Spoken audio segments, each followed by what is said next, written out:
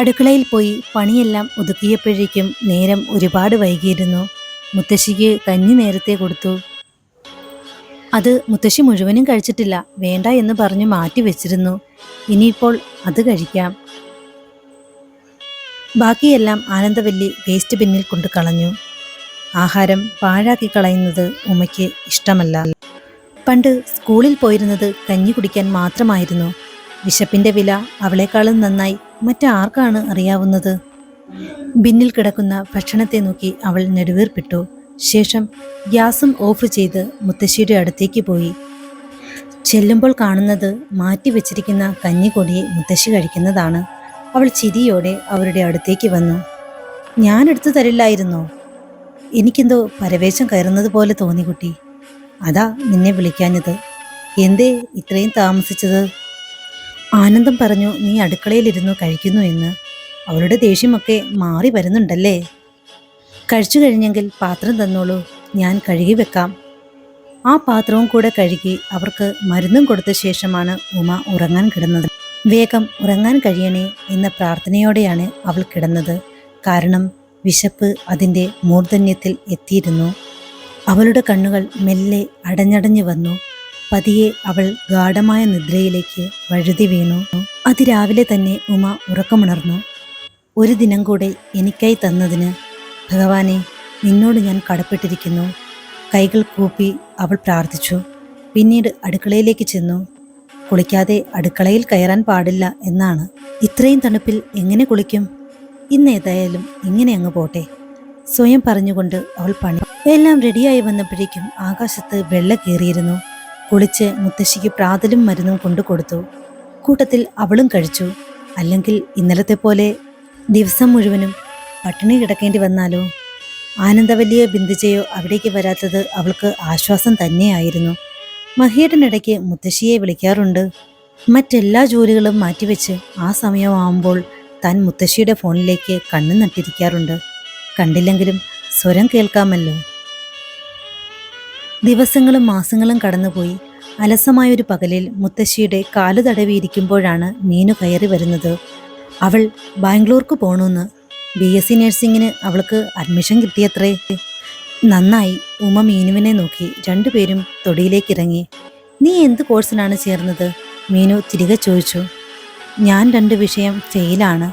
മുത്തശ്ശി ആശുപത്രിയിലായതിനാൽ എഴുതിയെടുക്കാനും പറ്റിയില്ല. ഉമ തല താഴ്ത്തി. ഫെയിലോ? നീയോ?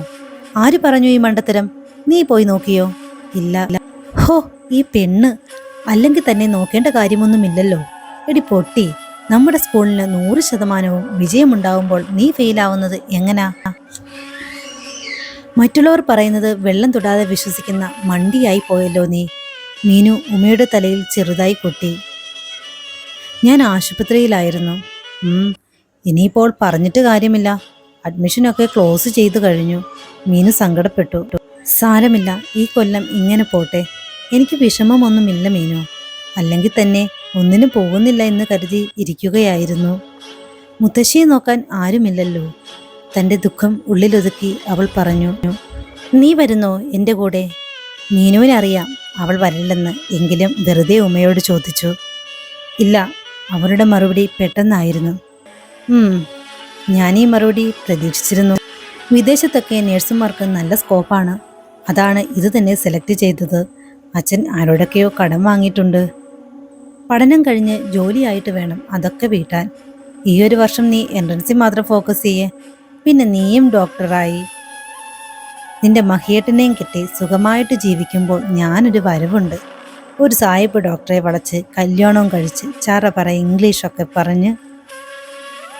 മീനുവിൻ്റെ പറച്ചിൽ കേട്ട് ഉമയ്ക്ക് ചിരി പൊട്ടി. പിന്നെയും കുറേ സംസാരിച്ചിരുന്നു. ഭാവിയിൽ മക്കളുടെ കല്യാണത്തിനൊടുക്കുന്ന ഡ്രസ്സ് വരെ മീനു സെലക്ട് ചെയ്തു. എല്ലാം കേട്ട് തലകുലുക്കിക്കൊണ്ട് ഉമയും. അയ്യോ, സമയം പോയി. കുറേ സാധനം വാങ്ങാനുണ്ട്. നാളെ എല്ലാം പാക്ക് ചെയ്ത് വെക്കാനുള്ളതാ. ഞാൻ എന്നാൽ ഇറങ്ങട്ടെ. ഉമയ്ക്ക് അപ്പോഴാണ് ശരിക്കും സങ്കടം വന്നത്. അവൾ പോവുക എന്ന് വെച്ചാൽ തൻ്റെ ശരീരത്തിലെ ഒരു അവയവം നഷ്ടപ്പെട്ടതുപോലെയാണ്. എപ്പോഴും കണ്ടില്ലെങ്കിലും തന്നെ സ്നേഹിക്കുന്ന ആളുകളുടെ പട്ടികയിൽ 1ാം സ്ഥാനം തന്നെയാണ് അവൾക്ക്. ഒരു പക്ഷേ തൻ്റെ കയ്യിൽ ഫോൺ ഉണ്ടായിരുന്നുവെങ്കിൽ എല്ലാ ദിവസവും അവളെ വിളിക്കാമായിരുന്നു. അവൾ നിരാശയോടെ മീനുവിനെ നോക്കി. നീ വിഷമിക്കേണ്ട. മീനു ബാഗിൽ നിന്നും ഒരു പേപ്പർ എടുത്ത് അവളുടെ നമ്പർ എഴുതി ഉമയുടെ കയ്യിൽ കൊടുത്തു. നിനക്ക് ഫോണില്ലാന്നറിയാം. മുത്തശ്ശിയുടെ ഫോണിൽ നിന്ന് വിളിക്കുവോ എന്നെ? അവളുടെ കണ്ണിലും ഒരു നനവ് പടരുന്നത് ഉമ കണ്ടു. പെട്ടെന്ന് തന്നെ അവൾ ഉമയെ ഇറുക്കി പുണർന്നു. നിന്നെപ്പോലെ ഒരു ഫ്രണ്ടിനെ ഒരിക്കലും ഇനി എനിക്ക് കിട്ടില്ല. എവിടെയാണെങ്കിലും നീ മാത്രമായിരിക്കും എൻ്റെ ബെസ്റ്റ് ഫ്രണ്ട്. എന്താ, നിനക്കും അങ്ങനെ തന്നെയല്ലേ? ഉമ കണ്ണീരോടെ തലയാട്ടി. എങ്കിൽ പോട്ടെ. ഒരു മിനിറ്റ്, മുത്തശ്ശിയോട് പറഞ്ഞിട്ട് പോകാം. മീനു തന്നെ ഉമയുടെ കൈയും പിടിച്ച് അകത്തേക്ക് കയറി. മുത്തശ്ശിയോട് അനുഗ്രഹവും മേടിച്ച് അവൾ നടന്നകലുന്നത് ഉമ നോക്കി നിന്നു. നല്ല കുട്ടിയാണ്, നല്ലതേ വരൂ. വിജയലക്ഷ്മി മനസ്സ് നിറഞ്ഞു തന്നെ അവളെ അനുഗ്രഹിച്ചു. ഉമ സങ്കടം സഹിക്കാനാവാതെ അവരുടെ മടിയിലേക്ക് തല ചായ്ച്ചു.